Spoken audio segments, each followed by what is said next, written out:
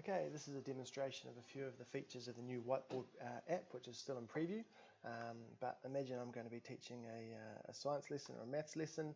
I'm going to start with a video of the Fibonacci sequence, so I can just get a YouTube clip, bang, paste the link, and it shows up as an embedded video, which is kind of helpful. I can then use this really cool powered search. So as you can see, it's powered by Bing, and I can write in here things like Apple, and it will use my handwriting recognition to go searching for that.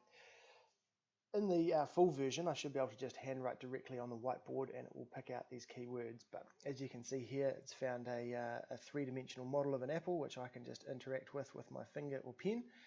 And then I can say, let's actually place that onto the whiteboard canvas itself.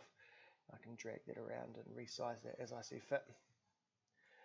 Another really cool part is that I could actually look for something like ethanol. Now, my handwriting's not the best, but it's managed to detect that okay. And there you go, it's found the ethanol molecule. And again, I can interact with that. I can select one of these. There I am with my pen. It gives me some additional information, which is really cool. And I can choose to likewise place that into my whiteboard. Let's try one more. Handwriting's getting messy. Titanium search. So this is the can't read my handwriting on that one. This is the really nice part about the intelligent cloud powering up traditional desktop apps. Some of the other cool features of the Whiteboard app, it has snap to shapes. So if I draw a square, it becomes a real square.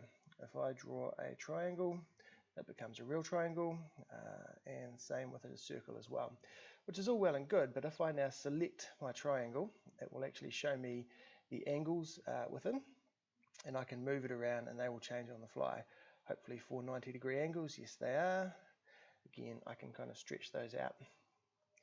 Have a cool pen, coloured pen, one of the more popular feature requests.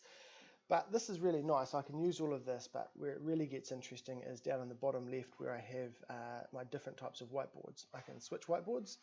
So here are some from other days: maths, year 9, science, year 11. I can add a new whiteboard if I wish to.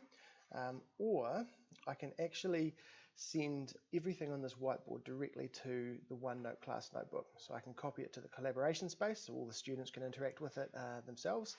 I can copy it to my content library, my OneNote class notebook, so that it's read-only, or I can actually distribute a copy of this directly into the student sections of their own OneNotes in the class notebook, meaning they don't need to record any of this down themselves. They get a full copy of the interactions from the whiteboard.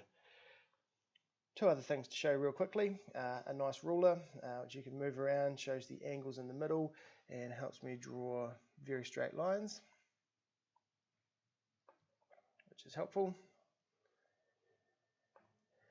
And lastly, I can actually roll back. So if we wanted to see what we were doing in previous days, if I choose a different notebook, I'm going to go to Year 11 Science, and you can actually see along the bottom I have previous days. Let's go back to Wednesday the 1st, that's what it looked like. Thursday the 23rd of February, that's what it looked like. So if you want to kind of recapture or resume where you left off, you have this amazing ability to look back at a snapshot in time and figure out exactly what you were doing on those days. Great for those students who perhaps missed some classes and wanted to be able to understand what was going on. So there's some cool features within the the Whiteboard app, which is coming soon and will be free in the Windows Business Store.